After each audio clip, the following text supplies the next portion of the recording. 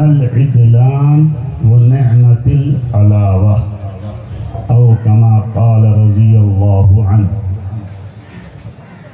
معزز و مکرم علماء کرام اور ہمارے فضلاء اعظام، دینی بھائیوں، دوستوں، بزرگوں، میں نے یہ آیت شریف آپ کے سامنے تلاوت کی۔ ہو سکتا ہے آپ بھی سوچیں گے کہ بے موقع تلاوت اس آیت کی یہاں کیوں کی جا رہی ہے۔ اس آیت کی تفسیر سنے ہوں گے، پڑھے ہوں گے، علماء کرام پڑھائے ہوں گے۔ میں آج دکھانا چاہتا ہوں اس آیت کی تفسیر۔ گزشتہ سال ہمارے بہت سے حضرات کو معلوم ہے کہ ہمارے یہاں آج ہی ختم بخاری شریف کا جس دن پروگرام تھا، دارالعلوم دیوبند سے جو مہمان معزز تشریف لا رہے تھے، ایئرپورٹ میں بورڈنگ پاس لینے کے بعد بالکل جہاں فلائٹ پر چڑھنے کی جگہ ہوتی ہے وہاں جا کر ان کی آنکھ لگ گئی اور فلائٹ نکل گئی۔ حضرت کی آنکھ اس کے بعد کھلی۔ اس کے بعد ہر ممکن کوشش کی گئی کہ دوسری فلائٹ سے ٹکٹ مل جائے، لیکن کیش رقم نہ ہونے، کارڈ نہ ہونے کی وجہ سے فون پے اور گوگل پے سے ٹکٹ نہیں بن پایا۔ کبھی یہ بھی مسئلہ ہوتا ہے۔ یہ اس لیے صرف بتا رہے ہیں کہ ہم صرف موبائل کے فون پے، گوگل پے پر ہمیشہ بھروسہ نہ رکھیں، جیب میں کیش رقم بھی رکھا کریں۔ خیر، اس کے بعد پتہ چلا، جب یہ خبر ملی تو ہم لوگ نڈھال ہو گئے، کیسے کیا کیا جائے۔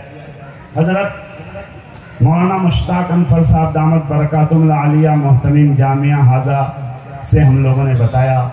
پھر ہمیں پتہ چلا کہ حضرت قاری عبدالرؤف صاحب دارالعلوم دیوبند کے بہترین جید قاری ہمارے قریب ہی میں ایک جگہ تشریف لا رہے ہیں، یہاں سے 15-17 کلومیٹر کے فاصلے پر۔ ان کے میزبان سے ہم لوگوں نے بہت عاجزی کے ساتھ درخواست کی، موقع بھی تھا، لیکن ایک چھوٹی سی بات کی وجہ سے ایک صاحب نے موقع نہیں دیا۔ ہمارا مقصد تھا کہ حضرت آ کر دعا کر دیں گے، کم سے کم دارالعلوم دیوبند کا ایک چہرہ تو لوگوں کو دکھا دیں گے ہم، لیکن اس میں بھی ہم ناکام ہوئے۔ اب ہم لوگ گھبرا گئے، کیا کہیں، کمیٹی کو کیا جواب دیں، عوام کو کیا جواب دیں۔ اللہ جزائے خیر عطا فرمائے، ہمارے حضرت اقدس مولانا مشتاق انفر صاحب نے بہت حوصلہ افزائی کے ساتھ تسلی کے کلمات کہے اور کہے کوئی بات نہیں، مجھے حکم ہوا کہ تم پڑھاتے ہو، تمہیں کو ختم کرنا ہے۔ خیر، میں نے کہا یا اللہ، ایسی آزمائش میں پڑا کہ سب لوگ معلوم نہیں کیا کیا کہیں گے، لیکن اللہ کا یہ فضل ہوا، کرم ہوا کہ اس کے بعد بخاری شریف کا اختتام ہوا، دعا ہوئی۔ کمیٹی کے لوگ، یہاں کے اساتذہ، طلبہ، سب نے ایسا صبر کیا۔ بخاری شریف میں حدیث ہے کہ جب کسی کا کوئی بچہ مر جاتا ہے اور وہ انا للہ پڑھتا ہے اور اللہ کی تعریف بھی کرتا ہے، الحمدللہ علی کل حال، تو فرشتے سے اللہ تعالیٰ معلوم کرتے ہیں کہ تم نے میرے بندے کے دل کے ٹکڑے کو اٹھا کے لے آیا۔ فرشتہ کہتا ہے ملک الموت کہ اللہ میں تو آپ کے حکم کا تابع ہوں، آپ نے حکم کیا، میں روح قبض کر کے لایا۔ کہا میرا بندہ نے کیا کہا؟ کہا آپ کے بندہ نے تو کہا اللہ حوالہ الحمدللہ انا للہ و انا الیہ راجعون پڑھا کہ ہم اللہ کے ہیں، اللہ کے طرف لوٹ کر جانے والے ہیں، اللہ کے فیصلے پر راضی ہیں۔ اور اتنا ہی نہیں، آپ کی تعریف بھی انہوں نے کی کہ الحمدللہ بہت اچھا ہوا، یہ بھی انہوں نے کہا۔ اللہ نے فرمایا اچھا، میرے بندے کے دل کے ٹکڑے کو لے آئے، اس پر انہوں نے میری تعریف کی، چلو تم جنت میں ان کے لیے بیت الحمد نامی جو ہے محل تیار کرتا ہوں۔ اس بندے کو میں ایک ایسا عالی شان محل دوں گا جس کا نام ہوگا حمد کا گھر، بیت الحمد۔ چنانچہ گزشتہ سال جب ایسا ہوا تو ہمارے اساتذہ کرام اور ہمارے کمیٹی کے حضرات بہت ہی ذرہ نوازی اور حوصلہ افزائی سے کام لی۔ حضرت مولانا نے تو ایسے ایسے کلمات، اونچے کلمات کہے کہ میں موت تک بھی ان کلمات کو اپنے منہ سے نہیں بول سکتا ہوں کہ انہوں نے کتنی حوصلہ افزائی جو اس ناچیز کی تھی۔ یہ صبر و حمد کا اس سال یہ صلہ ملا۔ قرآن میں ہے کہ صبر کرنے والے کو خوشخبری دے دیجئے، ان کو 3 طرح کی نعمتیں ملے گی۔ اولئک علیہم صلوات من ربہم 1 نمبر، ورحمہ 2 نمبر، واولئک ہم المہتدون 3 نمبر۔ 3 نعمتوں کا اللہ نے وعدہ کیا۔ جب سے مجھے معلوم ہوا کہ تیسرے مہمان حضرت مولانا اشہد رشیدی صاحب بھی تشریف لا رہے ہیں، اسی وقت سے میرے دل و دماغ میں یہی آیت گھوم رہی ہے، یا اللہ جو ہے تفسیر پڑھاتے تو ہیں، لیکن آپ نے تو دکھا دیا کہ ایک آزمائش پر سب نے صبر سے کام لیا اور ساتھ ساتھ حمد سے کام لیا، تو اللہ نے 3 نعمتوں 3 مہمانوں سے نوازا۔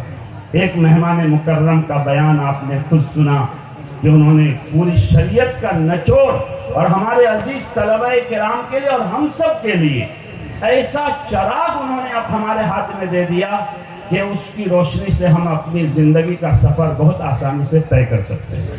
اور 2 مہمان محترم ابھی آپ کے سامنے باقی ہیں، جو معزز مہمانان کرام جو ہے یو پی کی سرزمین سے دیوبند سے تشریف لائے، اور ہمارے جو یہ اکابر ہیں یہ تو ہیں ہی، اس لیے میں نے سوچا کہ آپ کے سامنے قرآن کی یہ تفسیر دکھا دوں۔ سننا اور پڑھانا ہوا ہے، مجھے تو نظر آئی کہ یہ تفسیر ہے۔ اللہ نے 3 طرح کی نعمتوں کا، اور ان تینوں لفظ کی جو تفسیر ہے وہ تینوں بھی فٹ ہو رہی ہے، مگر مجھے وہ فٹ نہیں کرنا ہے، جو اس میں پھر جو ہے ایسی تفضیل لازم آ جائے کہ کئی دوسرے کی تنقیص ہو، اس لیے میں اس تفسیر میں نہیں جا رہا ہوں۔ علماء جانتے ہیں 3 طرح کی نعمتوں سے اللہ نے ہمیں نوازا، ہم اللہ کے شکر گزار ہیں، اور ہم سب کے لیے اس میں سبق ہے کہ زندگی میں بہت احوال آتے ہیں، آدمی جو تمنا کرے، جو انتظام کرے وہ پورا ہو جائے، یہ ٹینشن نہیں لینا چاہیے، نہیں پورا ہوا نہیں ہوا۔ بہت مرتبہ ہم بہترین پنڈال سجاتے ہیں، آدمی نہیں ہوتے، ہم لوگ جلسہ میں جاتے ہیں، حضور مانوش نہیں، ارے مانوش نہیں کہ تو ہی مانوش ہے، چلو بیان کریں گے، مانوش نہیں ہے تو کیا ہو گیا، ہمارا جو کام تھا وہ ہم نے کیا، آگے آدمی رہے نہ رہے، ہمیں کبھی دل چھوٹا نہیں کرنا چاہیے۔ میں نے بہت سے جلسوں میں دیکھا کہ لوگ کم ہیں، مگر وہ لوگ تقریر سے ہدایت کے عزائم لے کر کھڑے ہوئے، بہت بڑا مجمع ہے مگر وہ نہیں بات ہوئی، اس لیے ہمیں اس کا بھی ٹینشن کبھی نہیں لینا چاہیے۔ زندگی میں بہت ایسے موڑ آئیں گے کہ ہماری چاہت کے خلاف معاملہ ہو گیا، تو ایسے موقع میں ہم بددل نہ ہوں، جو ہے ہم اللہ کے حوالے کریں اور اس حالت میں بھی اللہ کی تعریف کریں کہ الحمدللہ اللہ کا فضل ہے کہ اللہ نے مجھے اس لائق سمجھا کہ ایک آزمائش اور چھوٹا سا امتحان لیا، اس سے بڑا بھی امتحان لیا جا سکتا تھا۔ میں اور مزید خلل کا ذریعہ نہیں بنوں گا، انہی باتوں پر میں اپنی بات پوری کر رہا ہوں۔ وآخر دعوانا الحمدللہ رب العالمین۔